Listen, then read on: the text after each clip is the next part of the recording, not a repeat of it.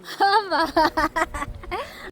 বোঝা আম্মা উনি আর আম্মা ইলো আম্মা ইলো আম্মা আদি আম্মা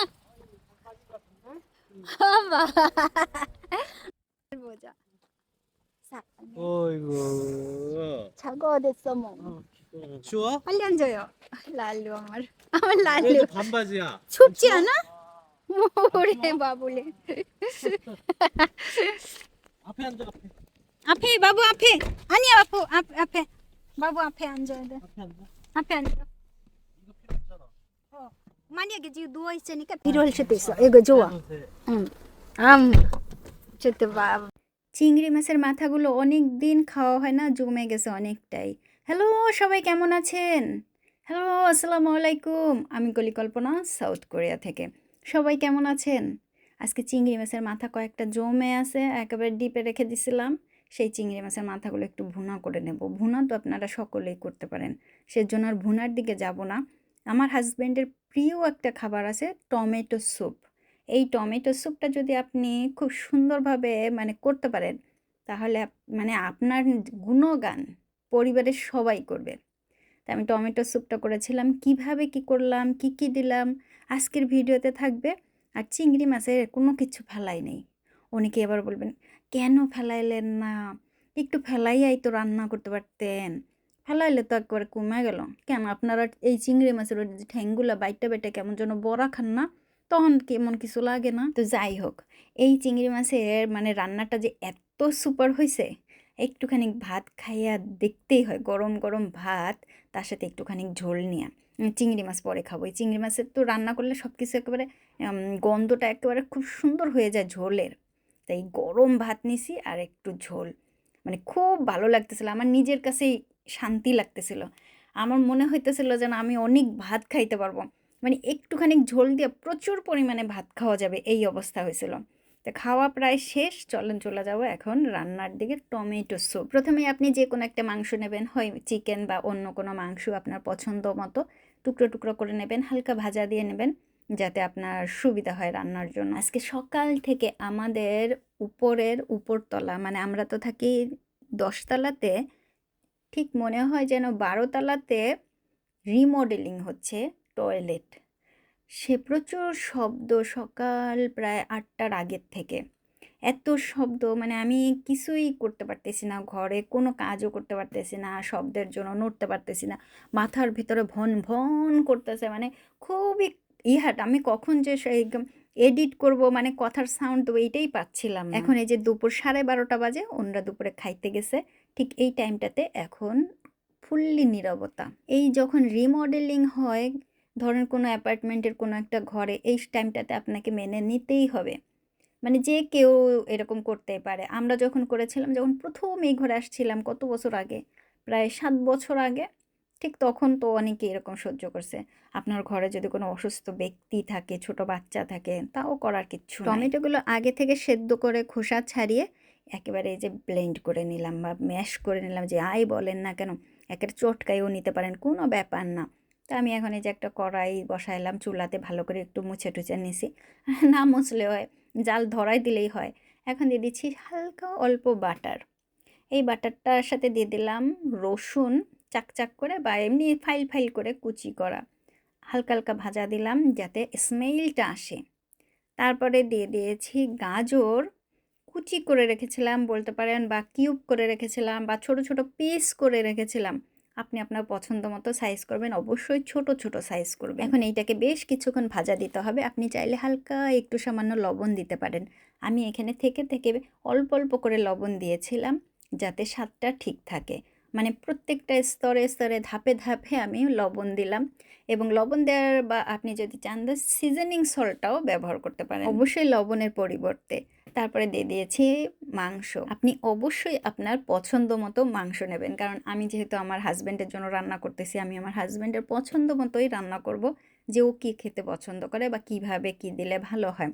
সাথে একটু বাটার দিয়ে নাড়িয়ে চাড়িয়ে জাল দিচ্ছিলাম ভালো করে ভেজে নিচ্ছিলাম আবারও দিয়ে দিলাম একটুখানি সিজনিং সল্ট আমার মাথাটা যে এখন কি ভালো লাগতেছে মানে শব্দ নাই আমার এত শব্দ হলে ভালোই লাগে না মনে হয় কি ঘর ছেড়ে এখন চলে যাই বা জাস্ট এই দুপুরের টাইমটা ওনারা যেহেতু খাবার টাইম, এখন একেবারে সম্পূর্ণ নীরব হয়ে গেছে চারিদিক। দিয়ে দিচ্ছি গরম পানি। তো গরম পানি একটু কম হলো, আবারও একটুখানি গরম পানি দিয়ে দিলাম সিজনিং সল্ট। ওই যে বললাম না, ধাপে ধাপে দিচ্ছি লবণগুলো।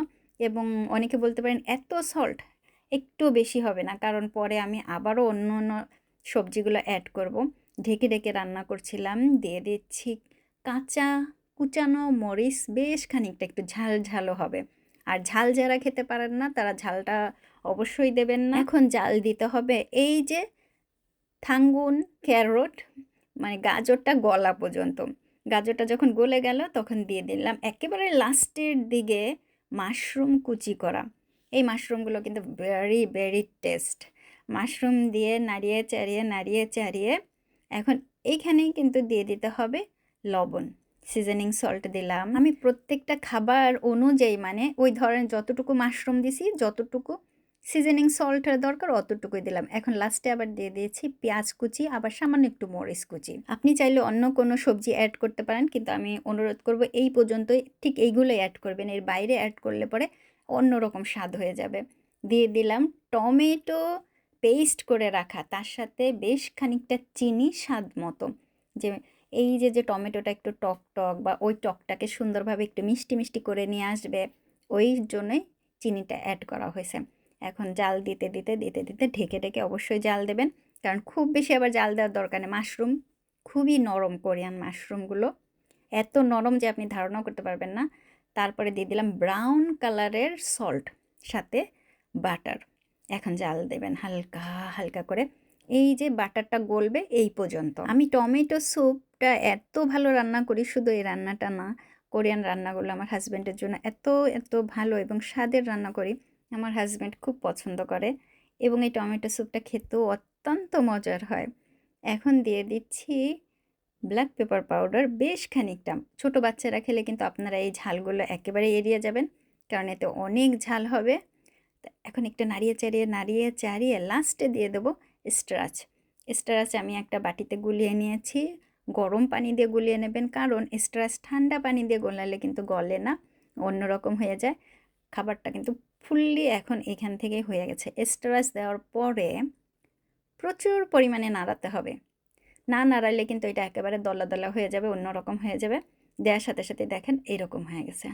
এখন আপনাকে এটাকে ভালো করে নাড়াতে হবে, মানে খুব সুন্দর করে, আবার কড়াই যেন পড়ে না যায়। কড়াই পড়ে গেলে কিন্তু আবার শেষে অন্যরকম হবে। নাড়াতে থাকেন ঠিক এইভাবে, হাতল ধরে চামচ দিয়ে নিচের থেকে নেড়ে নেড়ে নেড়ে নেড়ে উপরে উঠাতে হবে। বাস, এই যে দেখেন কত সুন্দর হয়েছে। এইরকম একটা ঘন পর্যায়ে নিয়ে আসবেন।